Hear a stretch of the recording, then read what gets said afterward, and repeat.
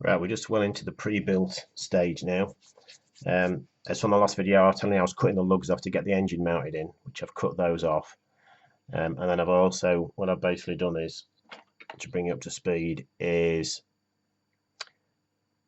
drilled and tapped out the front side for the front screw, and I've done the bottom. So the three mounting points now is like it's on the original bike.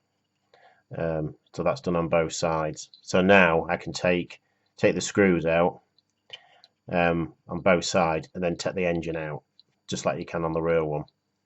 And that aids on building the bike as well, because it means now I can paint the frame, which is going to be gloss, and I can paint the engine obviously, which is going to be a satin finish, although they're both going to be black. And then I can install them separately. The only thing I'll have to do is the engine, the head won't go in, so I'm going to have to make the head separate so the head fits in, and then the carbs. I'm hoping I can get the carbs on and then just put that in one unit. I might have to tickle in a little bit with the airbrush just on the edges. I'll have to see how that goes. What I'm working on now is the swinging arm. Now the way the swinging arm mounts, generally, it basically just sits into the frame,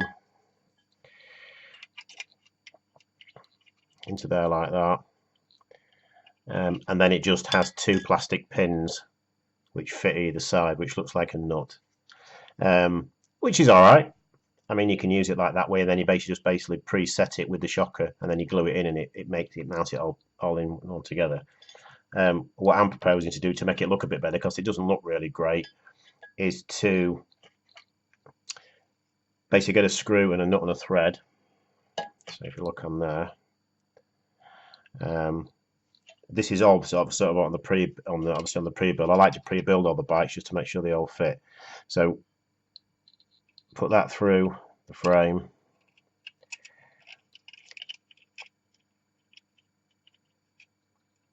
and screw that down.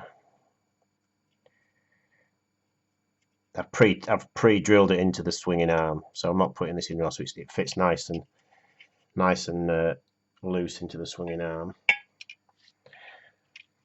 And then do the same for the other side.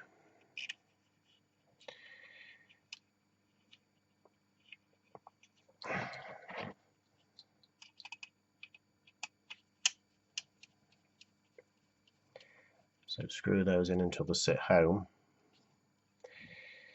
There's no need to glue, because obviously they're threaded in. So basically what you've got in that situation, then you've got a nut and a thread, okay, and then when it comes to the final assembly, I'm not going to do what you do is you basically tighten up the nut. I'll do there on both sides, and so it sits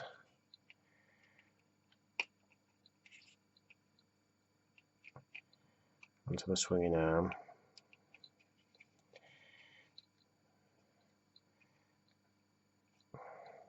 I might actually thin these nuts out. Actually, I might put them on the grinder and just take them down, because they're a little bit thick, they're a little bit proud, so I might just thin them a little bit, which makes a massive difference for scale, because the nut looks obviously a lot bigger, but it just means running them onto the grinder and just grinding them a little bit flatter, tightening up.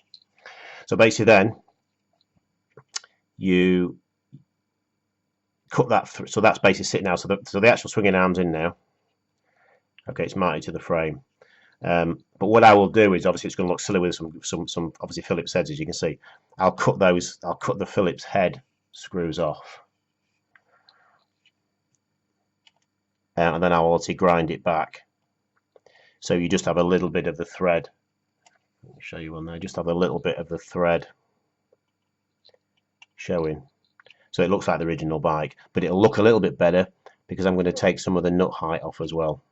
The nut is, looking at the pictures I've got of the bike, the nut is slightly a little bit bigger than maybe what it could be, and it's also a nylock nut as well. It's like a nylocking nut that's on the real bike, but for the size of the nut, I can't seem to find anyone that's going to be right, really. I might have a look around and see if I can find a better nut, but that's going to be the way it's going to be, the situations are being at. So obviously the swinging arm now is mounted. So then there's just the shocker will go on to the top and the bottom, which will lock that in position. So that bit it'll be fixed by the spring, by the shocker. So that's about as far as I'm going to get bothered with this today. Generally, what I've also done is on the real bike. And now you guys who's watching this, who's probably got one of the real bikes, on the actual swinging arm, the swinging arm basically is just, it's glued there on the pivot point, and then it's just an end swinging arm. Now apparently on the real bike is the swinging arm is quite a weak point on the bike, and a lot of modifications that's done on the real bike is they add a plate top and bottom, which has been done to the bike I've got pictures from, and it's like they've made like a box section in, and that basically strengthens up the swinging arm. It stiffens up the swinging arm. Apparently they're quite soft on the back end, so anybody that's watching this that's probably got one will probably be able to add a comment to that, but apparently they're still a little bit soft on the back end. They do move around a little bit, but this apparently aids massively to stiffen up the swinging arm. So I've added that. So this piece here is a piece I've added, and all I've done is just cut some plastic card, some 20 thou plastic card, and I've just made a little box section up for that, just to make it look a little bit more realistic. Next process on the swinging arm will be to add the brake line. So obviously from the rear brake line, there's the tube. There's a hydraulic tube which runs from the caliper, which will be probably around about here, and it'll run down and it'll run along the swinging arm, and then it goes into the frame. What there's some little I suppose look like little little pieces of bar that swirl around that just trap the hydraulic cable in, and then on the cable itself, on the hydraulic tubing, there's like a little rubber grommet which sits underneath. I'm going to have to try and find something maybe to try and work on the little rubber grommet, but I'll come to that when I cross that bit. The pipe work's a long way off yet, so that'll run there. So, but what you need to do is obviously, because you're going to paint this, because obviously it's going to be metal, it's probably going to be made out of brass maybe, or a little bit of solder. I've got some 1mm solder, which is easier to bend, and you'll be able to trap the cable with solder. The good tip here is don't always use brass. You can use other materials. I've got some like 1mm solder tube. You've got to get the right size, and because it's only for decorative sort of thing, you can run the tubing through, and you can fold over solder sometimes better. The problem is if it's too soft, the paint will blister off. So sometimes you might have to leave it and then obviously tickle it. I'm going to come to that situation. I might have to use brass, but I'll have a look, see what we can play around with when we do it. But that's basically the next stage. I'm going to look at the photographs I've got and then pre-mark the holes and drill the holes in the swinging arm and then put that in. So that's obviously run through. The other thing I had to change, actually, a bit of a bad thing on the kit, but it's only a niggle really.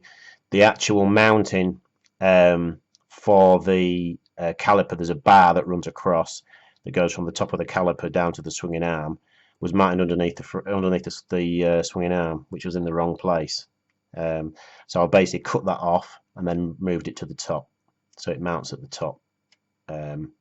Which it just was a bit deceiving on the pictures, because on my photographs that I've got of the bike was saying one thing and the diagram was saying other. But that just comes down to the kit. The kit was wrong, so you just need to modify that and change it. So that'll be the next thing to do today. So hopefully I can get that done today, and then the swinging arm will virtually be probably ready to primer, but that'll go obviously with the rest of the bike. So I'll call it a day for that, and I'll catch you in the next video.